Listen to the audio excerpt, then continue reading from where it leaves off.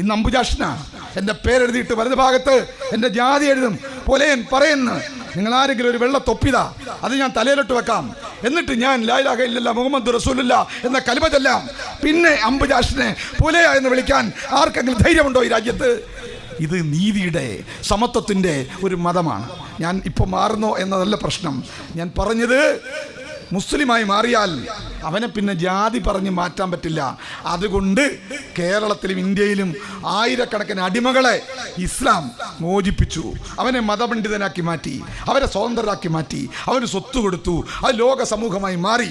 പ്രശ്നം ഇത്രയേ ഉള്ളൂ, ഞങ്ങൾ അടിമകളാക്കി പണിയെടുപ്പിച്ച് അടിച്ചമർത്തി കൊല്ലാങ്കൊലം ചെയ്തുകൊണ്ടിരുന്ന ഒരാൾക്കാരെ നിങ്ങൾ എന്തിനു മോചിപ്പിച്ചു? 1857 ശിപ്പായി ലഹള മുതൽ സ്വാതന്ത്ര്യം കിട്ടുന്നതിന് തൊട്ട് മുമ്പ് വരെ വെള്ളക്കാരൻ്റെ നേരെ നെഞ്ചു വിരിച്ച് കാണിച്ച ഒന്നും ഇവന്മാരല്ല, ഇവൻ്റെ ഒന്നും അപ്പൂപ്പന്മാരല്ല. വെള്ളക്കാരൻ്റെ മുമ്പിൽ ഇരുമാറ് കാട്ടിയ, രക്തസാക്ഷികളാകാൻ തീരുമാനിച്ച, ആയിരക്കണക്കിന് രക്തസാക്ഷികളെ സമ്മാനിച്ച ഒരു സമുദായമാണ് ഇന്ത്യൻ മുസ്ലിങ്ങൾ. അത് മറക്കണ്ട പ്രിയമുള്ളവരെ. ഒരു RSSകാരനും ചരിത്രം എഴുതിയാൽ അവർ ഇന്ത്യയുടെ സ്വാതന്ത്ര്യ സമരത്തിൽ 47 വരെയുള്ള, അല്ലെങ്കിൽ 1857 മുതൽ 47 വരെ നടന്ന സ്വാതന്ത്ര്യ സമര പോരാട്ടങ്ങളിൽ ഒരിക്കൽ പോലും ഒരു RSSകാരൻ, ഒരു സംഘപരിവാറുകാരൻ ബ്രിട്ടീഷുകാർക്കെതിരെ പൊരുതി മരിച്ചിട്ടില്ല, ബ്രിട്ടീഷുകാർക്കെതിരെ പോരാടിയിട്ടില്ല. നേരെ മറിച്ച് അവൻ്റെയൊക്കെ നേതാക്കന്മാർ, സവർക്കറൊക്കെ പോർട്ട് ബ്ലെയറിൽ അവിടെ ആൻഡമാൻ നിക്കോബാറിലേക്ക് നാടുകടത്തിയപ്പോൾ അവിടെ കിടന്നുകൊണ്ട് വൈസ്രോയ്ക്ക് മാപ്പ് എഴുതി കൊടുത്ത് 6 പ്രാവശ്യം മാപ്പ് എഴുതി കൊടുത്ത് രാജ്യത്ത് ഒട്ടിക്കൊടുത്തവരാണ് സംഘപരിവാറുകാർ. അവരാണിപ്പോൾ ഈ രാജ്യത്ത് മുസ്ലിം വിരുദ്ധത പറയുന്നത്, മുസ്ലിങ്ങളെ കൈകാര്യം ചെയ്യുമെന്ന് പറയുന്നത്.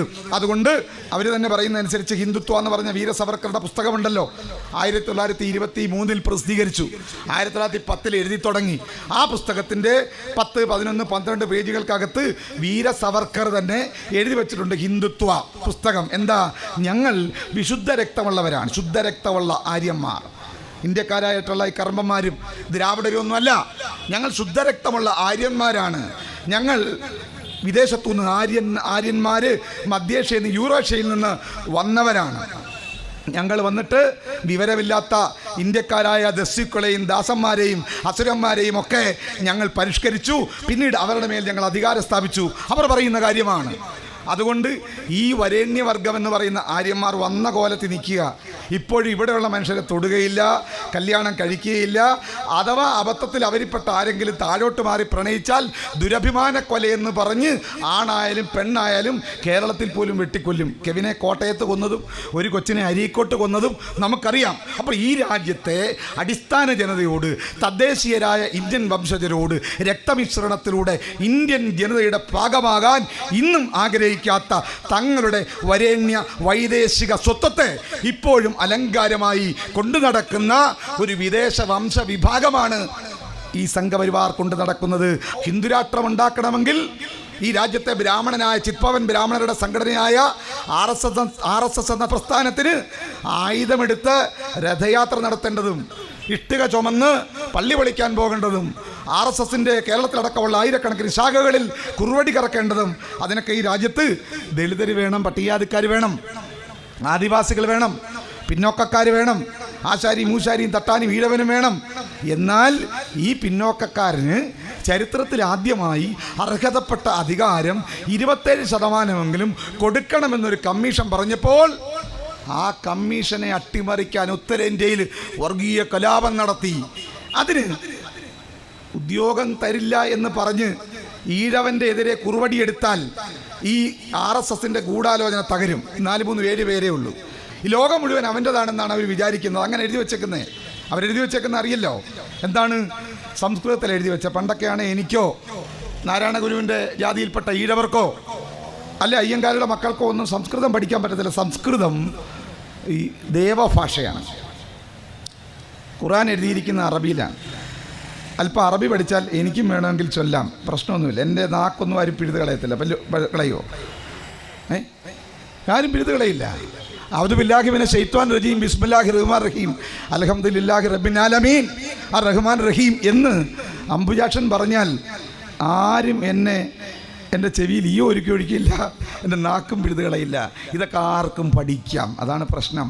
നേരെ മറിച്ച് സംസ്കൃതം പഠിച്ചാലോ, ഇവിടുത്തെ പഴയ ഭരണഘടന മനുസ്മൃതി എഴുതി വെച്ചിട്ടുണ്ട്, വേദം ഉച്ചരിക്കുന്ന ശൂദ്രൻ്റെ നാവ് പിഴുത് കളയണമെന്നാണ് പറയുന്നത്. എത്ര വലിയ ക്രൂരതയാണ്! ABCD പഠിക്കുന്ന കുഞ്ഞുങ്ങളുടെ ആരുടെയും നാവ് പിടിച്ച് വലിച്ചു കീഴുമോ? നമ്മൾ അവനെ പറഞ്ഞ് പഠിപ്പിക്കാനല്ലേ ശ്രമിക്കുന്നത്. അതല്ലേ വിദ്യാഭ്യാസം, അതല്ലേ സംസ്കാരം. ഇവരുടെ സംസ്കാരം അവരെഴുതി വെച്ചിട്ടുണ്ട്. ആ സംസ്കാരത്തെക്കുറിച്ചാണ് വിചാരധാരയിൽ പറയുന്നത്. ലോകത്തെ മുന്നോട്ട് നയിക്കാൻ കഴിയുന്ന ഏറ്റവും ഉദാത്ത ഭാവന മനുസ്മൃതി എന്ന് പറയുന്ന ഇന്ത്യയിലെ നിയമഗ്രന്ഥത്തിലാണ്. ഈ അംബേദ്കർ എഴുതിയ ഭരണഘടനയൊന്നും കൊള്ളില്ല. ഞങ്ങളുടെ നിയമം മനുസ്മൃതിയാണ് ഇന്ത്യക്ക് വേണ്ടത്, ലോകത്തിന് വേണ്ടത്. വിചാരധാരയ്ക്കകത്ത് ഗോൾവാൾക്കർ പറഞ്ഞതാണ്, വേദം കേൾക്കുന്ന ശൂദ്രൻ്റെ കാതിൽ ഈയമുരുക്കി ഒഴിക്കണം. എന്തിനാണ്? ഇച്ചിരി പച്ചവെള്ളം ഒഴിച്ചാൽ പോരെ? പച്ചവെള്ളം ഒഴിച്ചാൽ പോരാ, പച്ചവെള്ളം തിളപ്പിക്കാൻ 100 ഡിഗ്രി മതി. ഈയമാണെങ്കിൽ 200 ഡിഗ്രിക്ക് മുകളിൽ ചൂടുണ്ടെങ്കിലേ ഈയ ഉരുകത്തുള്ളൂ. എന്നിട്ട് മനുസ്മൃതി 10-ാം അധ്യായത്തിൽ എഴുതി വെച്ചിരിക്കുകയാണ്, ഈയത്തോടു കൂടി ഉരുക്കും ചേർക്കണം. അരക്കും ഈയവും കൂടി ചേർത്തിട്ട് ഈ വേദം ABCD എങ്ങാനും നഴ്സറി സ്കൂളിൻ്റെ മുമ്പിലൂടെ ഈഴവനോ അല്ലെങ്കിൽ നായർ പോലും പോയാൽ അവൻ്റെ കാതിൽ ഉരുക്കി ഒഴിച്ചു കൊടുക്കണം എന്നാണ് എഴുതി വെച്ചിരിക്കുന്നത്. അപ്പം ഇതായിരുന്നു. പഠിക്കാൻ പറ്റുകയില്ല, അറിവ് പറ്റുകയില്ല. ആ അറിവ് നിഷേധിച്ചു ഈ വലിയ അത്തരത്തിലുള്ള ചാതുർവർണ്ണ്യം. അങ്ങനെ നിഷേധിക്കപ്പെട്ട ഈ രാജ്യത്തെ പിന്നോക്കക്കാരന്, ഈഴവരാതി പിന്നോക്കക്കാരന് കുമാരനാശാൻ പാടിയിട്ടില്ലേ ഇവിടെ? തൊട്ടുകൂടാത്തവർ, തീണ്ടിക്കൂടാത്തവർ, ദൃഷ്ടിയിൽപ്പെട്ടാലും ദോഷമുള്ളവർ കാണാൻ പോലും പറ്റില്ല. തമിഴ്നാട്ടിലേക്ക് പോകൂ. ഈ അടുത്ത കാലത്ത് ഒരു വലിയ മതിൽ ഇടിഞ്ഞു പൊളിഞ്ഞു വീണു. ഒരുപാട് ദളിതർ ചത്തു. എന്താ കാര്യം? ദളിതരെ ഞങ്ങൾക്ക് കാണണ്ട, കണ്ടാൽ ദൃഷ്ടിയിൽപ്പെട്ടാലും ദോഷമുള്ളവരെന്ന് അന്ന് കുമാരനാശാൻ എഴുതി ഇസ്ലാമിൻ്റെ വിശുദ്ധ പ്രഖ്യാപനം നടത്താൻ പ്രവാചകൻ തീരുമാനിക്കുന്ന ഒരു സന്ദർഭം. അതിന് അബൂബക്കർ സിദ്ദീഖിനെ പോലെയുള്ള ആൾക്കാരുണ്ട്. അങ്ങനെയുള്ള ആൾക്കാരുള്ളപ്പോഴും തിരഞ്ഞെടുത്തത് അവരെ ആരുമല്ല. പ്രവാചകൻ തിരഞ്ഞെടുത്തത് ദലിതനായ എൻ്റെയൊക്കെ വംശത്തിൽപ്പെട്ട ബിലാലിനെയാണ്, എൻ്റെ മൂത്താപ്പയാണ്. ബിലാലിനെയാണ് തിരഞ്ഞെടുത്തത്. അതുകൊണ്ട് ആ ബിലാൽ പ്രവാചക തിരുമേനി തോള് കൊടുത്തിട്ട് അതിൽ ചവിട്ടി വിശുദ്ധ കവാലയത്തിൻ്റെ മുകളിൽ കയറി ലോകത്തോട് വലിയൊരു ആദർശത്തിൻ്റെ പ്രഖ്യാപനം നടത്തുന്നത് കറുത്തവനാണ്, ദളിതനാണ്, അവർണനാണ്.